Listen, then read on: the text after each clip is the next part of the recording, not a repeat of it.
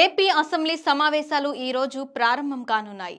Governor ఉభయ సభలను ఉద్దేశించి ప్రసంగించడం ద్వారా ఆరంభం కానున్న సమావేశాలు దాదాపు 3 వారాలు కొనసాగే ఛాన్స్ కనిపిస్తోంది. గవర్నర్ ప్రసంగం తర్వాత బీఏసీ సమావేశంలో అసెంబ్లీ అజెండా బిల్లులపైన స్పష్టత రానుంది. ఈ రోజు జరిగే సమావేశానికి మాజీ సీఎం జగన్ పార్టీ ఎమ్మెల్యేలతో కలిసి హాజరు కానున్నారు. తనకు ప్రతిపక్ష హోదా లేకుండా అసెంబ్లీకి రానని చెప్పిన జగన్ ఇప్పుడు సభకు హాజరవ్వాలని నిర్ణయం వెనుక కీలక పరిణామాలు చోటు చేసుకుంటున్నాయి. జగన్ ఆలోచన ఏంటి? ఈ రోజు జరిగే అసెంబ్లీ సమావేశాలకు జగన్ హాజరవ్వాలని నిర్ణయించారు. కూటమి ప్రభుత్వం ఏర్పడిన తర్వాత ఎమ్మెల్యేల ప్రమాణ స్వీకారం తొలి సమావేశాల్లో గవర్నర్ ప్రసంగం రోజున జగన్తో పాటుగా వైసీపీ ఎమ్మెల్యేలు సభకు హాజరయ్యారు. ఆ తర్వాత సమావేశాలకు దూరంగా ఉన్నారు. సభలో కూటమి పార్టీలు కాకుండా ఇతర పక్షంగా తమ పార్టీ మాత్రమే ఉందని, తమకు ప్రతిపక్ష హోదా ఇవ్వాలని జగన్ డిమాండ్ చేస్తున్నారు.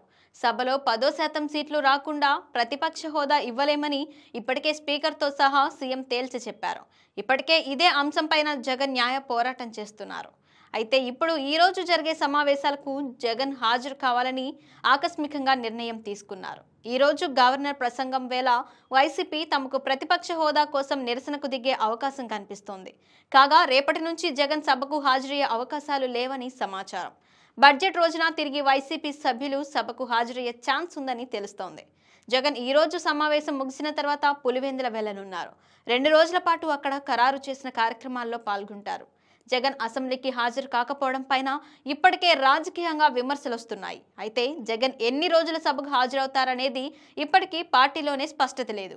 కూటమి ప్రభుత్వంపై వైసీపీ పోరుబాట ప్రారంభించినా జగన్ మాత్రం ఇప్పటి వరకు మిర్చి రైతు అంశంపైన మాత్రమే బయటకొచ్చారు. గుంటూరులో మిర్చి యార్డులో రైతులను పరామర్శించారు. జైల్లో వలభనేని వంశీని పరామర్శించారు. ఉగాది నుంచి జిల్లాల పర్యటన చేయాలని జగన్ నిర్ణయించారు. అసెంబ్లీకి వెళ్లినా తనకు మైక్ ఇవ్వరని ఇప్పటి వరకు జగన్ పలు సందర్భాల్లో చెబుతూ వచ్చారు.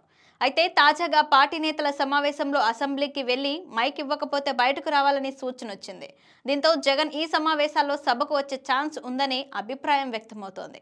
సభలో ఇప్పుడు జగన్ కు ఎలాంటి అవకాశం వస్తోంది, ఇటు ప్రభుత్వం ఏ విధంగా వ్యవహరిస్తోంది అనేది ఆసక్తికరంగా మారుతోంది.